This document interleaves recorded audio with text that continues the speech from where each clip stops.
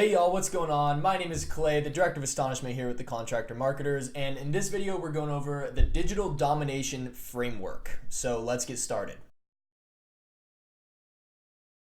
So, like I said, we're going to dive into the Digital Domination Framework. And what that is a couple of facets that we focus on with your business that basically creates an ecosystem where you can generate a ton of new leads for your business just by having the right framework, the right foundation, and then putting that out to the world through a couple of strategic methods. And that's pretty much exactly what we cover.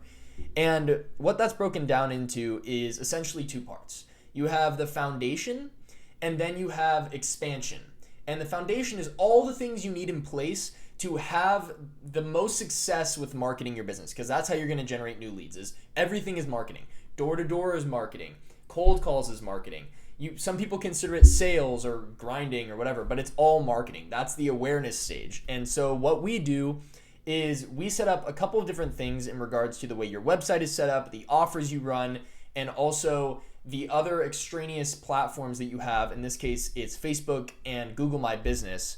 And we set those up strategically so that your business is on the right foot, has the right foundation. And so what you need to do is, first off, have a website that is exceptionally well made. And I don't mean like necessarily like super cool design look or something super unique. More so what I mean is that it has the right information and it's focused on the right things.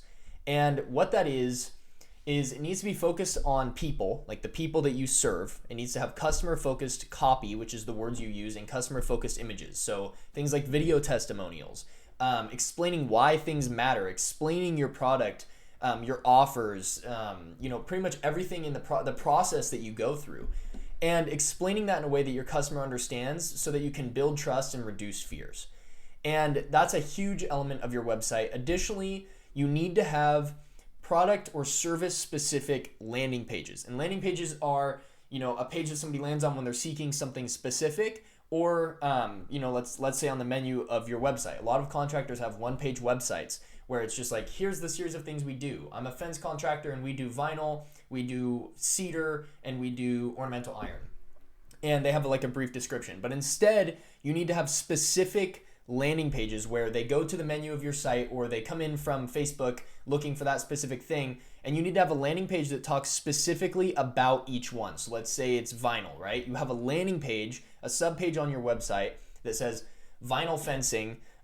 Here's an offer, get, let's say, a free fence when you get over 150 feet of, a free gate when you get over 150 feet of fence, right? Or something like that, right? And then you're talking about vinyl and like its longevity and the ease of installation and how it's, like all these different things, the process, should they request a free estimate? Is it a design consultation? And going really deep into those things on each individual page and making a page for those specifically so that on your homepage, you can talk about your general business and then you move into those product specific categories once people make a decision. And once you have all of those things set up on your website, you need to do two additional things to really drive it home. And what that is have two very specific offers. And one is the offer for those in the research phase, and one is the offer to meet with people. And the first offer is things like a design guide, right? Or, blogging is an example of that, but we usually prefer gated content, which is where they have to enter their name and email to get the content.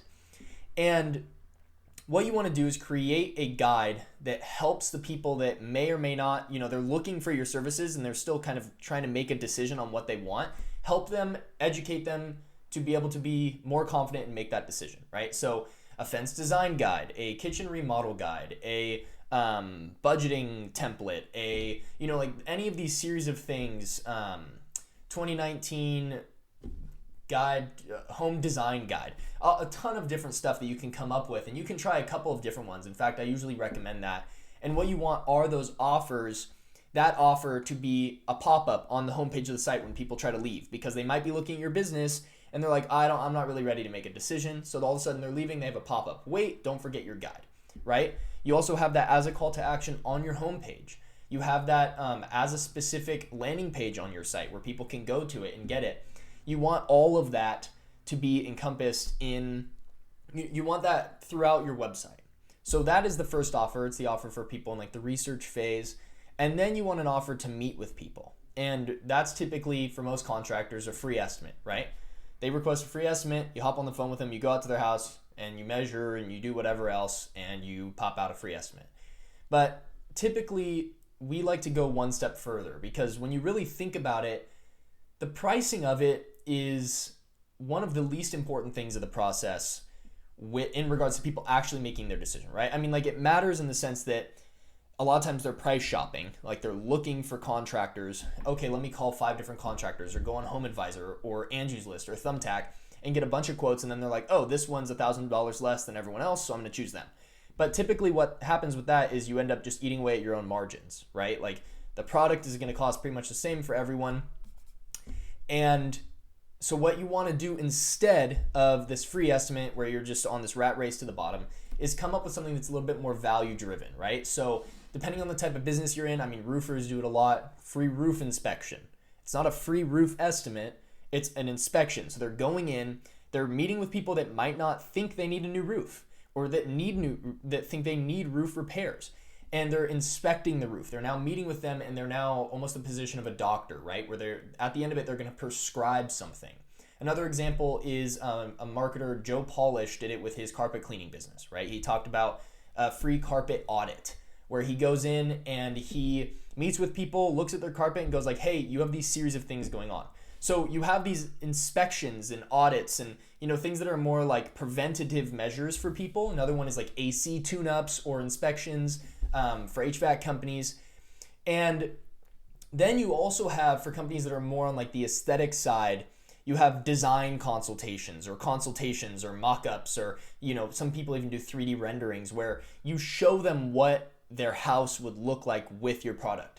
With a new fence, with a new remodel, like, there's all these series of things that are basically like, showing them and drawing it out with them and talking with them, because now, again, you're meeting with them and you're providing value. And when you're providing all this value with the design guides and the inspection or consultations or any of those things, it's no longer so much about price. They're no longer price shopping, like, let me just get a free estimate and see how much it costs. It's now like, oh, I want the best. I want the company that's going to do it right the first time, that gives me all these extra guarantees and upgrades and, free this when I buy these series of things, like these offers where you're now the authority for them. It's no longer like you're just a company amongst the 50 that are calling them.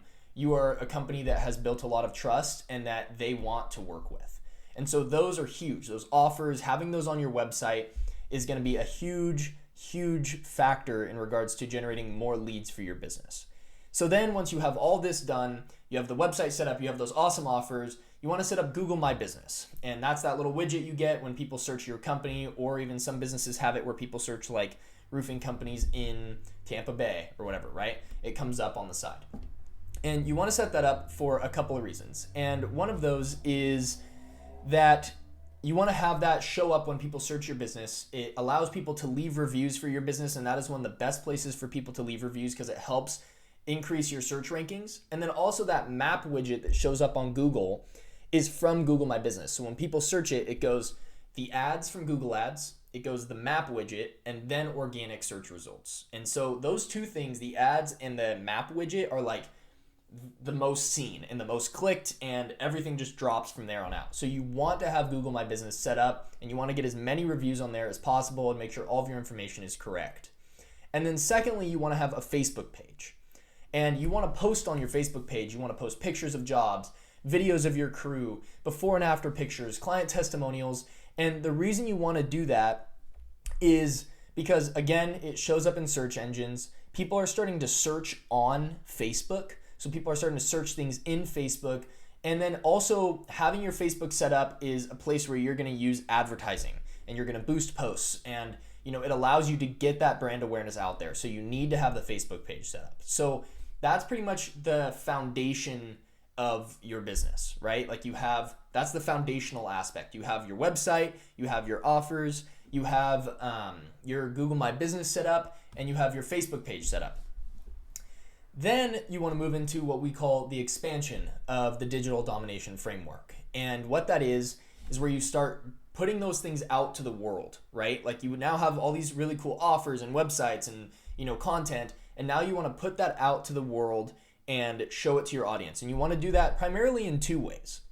The first one, like I mentioned before, is Facebook ads. And the reason you want to do that is because it creates a lot of awareness for your business, super cheap right now, and if you do it right, it can be really, really lucrative.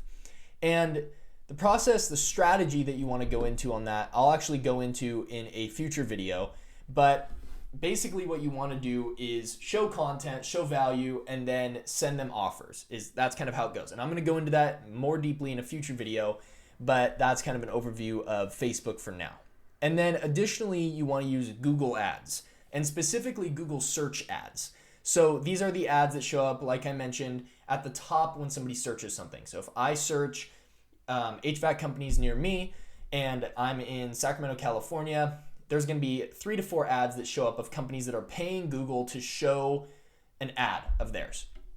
And what you want to do with these, again, I'm going to go really deep in a future video, but the general strategy is that you want to focus on your local keywords, make sure that it's specific to your area, that it's specific keywords, and then you want to drive those keywords. So let's say you're a fencing company like I used for the example, and you do vinyl, you do cedar, and you do ornamental iron.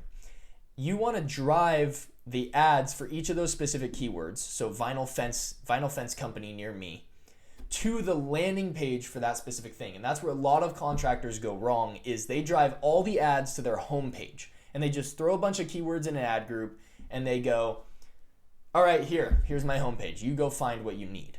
And that's why a lot of people waste a ton of money and they're like, oh, it doesn't work for me. The leads were super expensive. I didn't get any leads.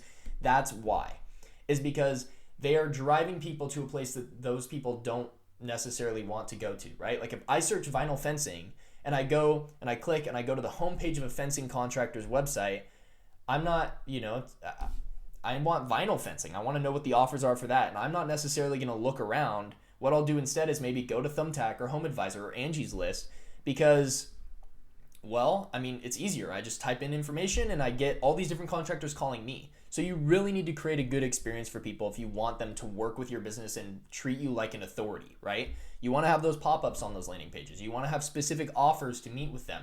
You want to explain to them your process and every single thing to make them trust you and see you as an authority, because that is huge. Because now they're aware of your business, and if they have a good experience, they will oftentimes come back. So then, those are the two main platforms that we use in the expansion process. The other thing that we do, where it's like generating leads for free to an extent, is when you have email marketing. So you have people that have entered their name and email for the guide and sending them emails of client testimonials, before and after pictures, new offers, and different reasons to use your services, like fence contractors.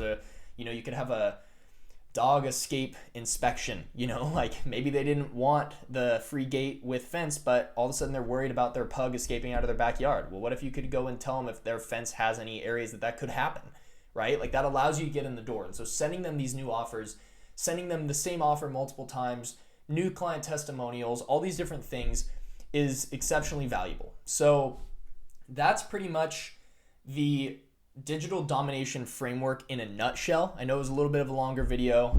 Wanted to make our first one where we're going over the strategy, and then I'll expand upon that in the future videos. I think this is going to be about a 5 to 6 part series where I'm talking about, how to exactly design your website, how to create those offers, how to, think about the way that your customer is thinking and provide the information they need to ease their fears and create trust.